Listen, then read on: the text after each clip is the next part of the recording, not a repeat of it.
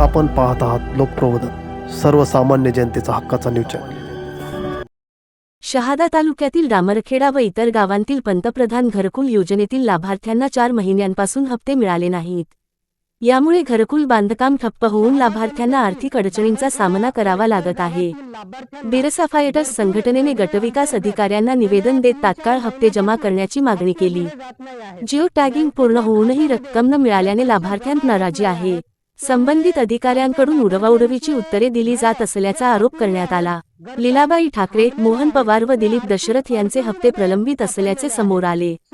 तातडीने कारवाई न झाल्यास आंदोलनाचा इशाराही देण्यात आला।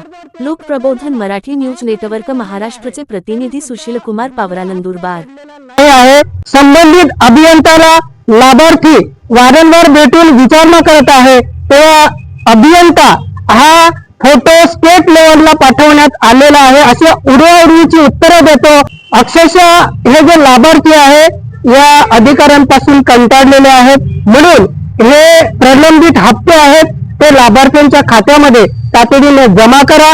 गटविकास अधिकारी पंचायत समिती शहादा यांच्याकडे केलेले आहे। माननीय गटविकास अधिकारी साहेबांनी आमच्याशी चर्चा करून यावरती नक्कीच कारवाई केली जाईल, तोडगा काढण्यात येईल असं त्यांनी आश्वासन दिलं आहे।